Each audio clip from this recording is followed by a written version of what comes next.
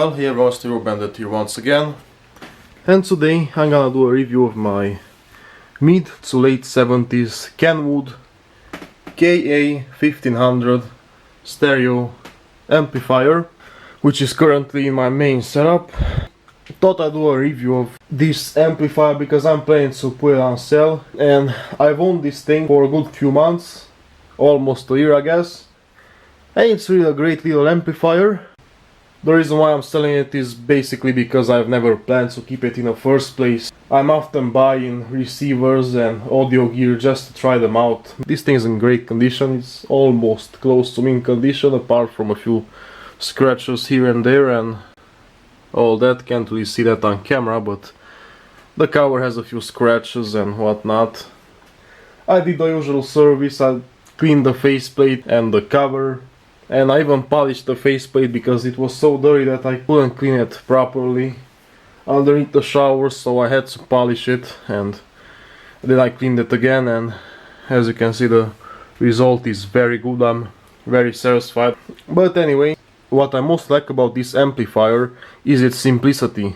In my opinion, that's the best part about this amplifier. So I basically took the cover and the faceplate off. When you take the faceplate out, it's really nice and straightforward. It's got like two screws on top, which are actually a part of the cover. So once you take these two screws off, the top part of the faceplate attaches. Of course, we gotta remove the knobs first. And here's how the bottom looks like. You basically got two screws, one over here and one over here, and then the faceplate will come off without any problems. Now when you deattach the faceplate, you might want to take a small screwdriver and deattach this LED, because this thing indicates the power when it's on. You know, when it's turned on, this LED turns on as well. So it's basically held together to the faceplate with glue. So since the glue is a few decades old, it's not hard to deattach it. I personally use the precision screwdriver, and it's all nice, really nice, and there's enough access to everything. The bottom plate can't be removed, so that's something you should keep in mind. And I could recap this thing very easily if I would like to. This capacitor might have been replaced because it's marked, and that footage is from a few months ago, back from when I serviced it. I also cleaned and looped the pots and switches, and as you can see it only has 3 buttons, so if you're a fan of knobs and turning knobs, this is a very good amplifier for you. I'm also a huge fan of knobs, so it's a great little amplifier. And these things were available with silver and black faceplate. The KA-1500 was built between 1976 and 1979. The power is 30 watts per channel into 8 ohms. Total harmonic distortion is 0.1%, which is better than many other amplifiers or receivers in its class. Speaker load from 4 ohms up to 16 ohms, which is very impressive. And it weighs 7.2 kilograms. Let's turn it on. Just like so, and as you can see the power LED is on. And now let's go through the functions and features and whatnot. This is the phones jack, power switch, balance, tone control for the bass and treble. No dual pot, only one pot for both channels, obviously, as you can clearly see, so it does not have dual pot bass and treble controls. Volume and input selector, which is as big as the volume knob. Tuner, phono, aux. In here you have the loudness switch, on or off. Source and 2 monitors for the tape A and tape B, and this is a DIN in and output connection for the tape B.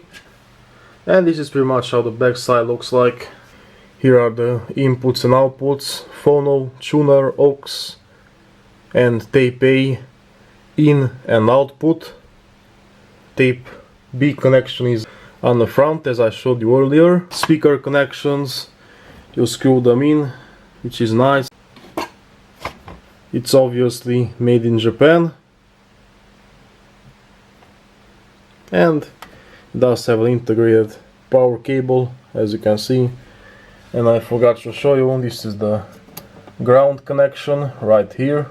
I have no idea how much it used to cost back in the mid to late 70s when it was new. Today I'm not really sure how much it's worth, but if it's in great condition and if it's working, about 50 to 60 euros. 100 euros may be a bit much for this particular model. Now in 2016, of course, if you're watching this video years later, that's obviously going to change because these things are going up in value even if they're not high-end. The sound quality, it's alright. If I had no other choice and no other receiver or amplifier to choose from, I could pretty much live with this thing for a good few years, probably not for the rest of my life. It could have a bit more bass. Other than that, the sound is nice and clear. I would also like it to have a potentiometer for the mid adjustment, but of course only the more expensive amplifiers and receivers usually have that. One interesting feature about this amplifier, which I'm about to show a bit later, is when you turn the power off, if it plays music, it's not gonna cut the sound right away. It's gonna play for about 2 or 3 seconds more, then it will completely shut off. I'm gonna have everything on flat, so loudness off and bass on flat. Trebles already on flat.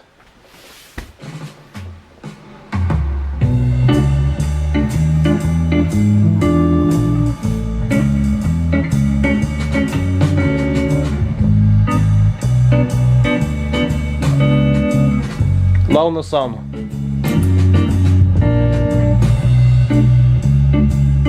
Loudness off. Bass on maximum.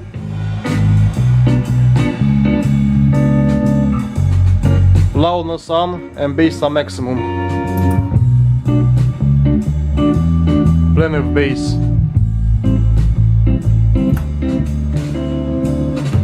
Back on flat again.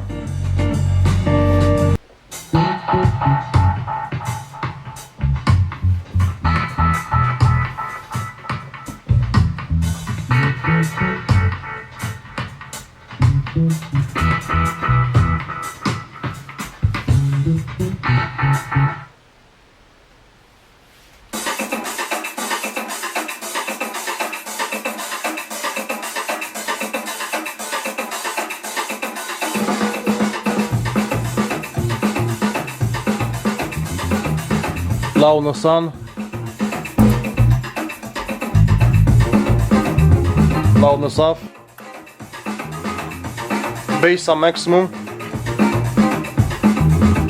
Loudness on.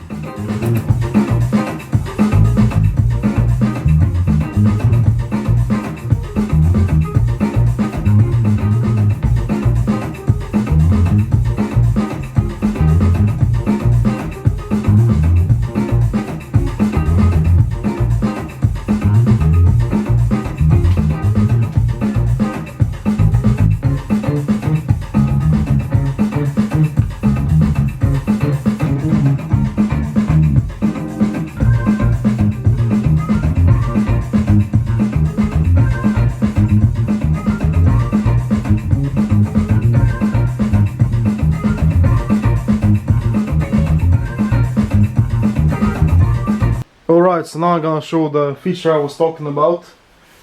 Now I'm gonna play some music and turn the amplifier off while it's playing. Alright, I'm gonna turn it off.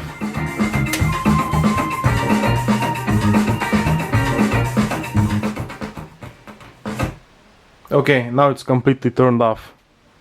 As you can see, it took a short while. So anyway, in a nutshell, this is a great amplifier and it's currently cheap. You can find it for a decent price and it's totally worth the money. The sound is great and it does have 30 real watts per channel, not bullshit watts like nowadays. So if you have a decent pair of speakers together with this amplifier, it will sound great. And anyway, this was a review of my 1976 to 1979 Kenwood KA-1500 stereo amplifier. Hope you liked this video. If you did, why not? Thumbs up. Check out my other videos and I'll see you next time. Cheers!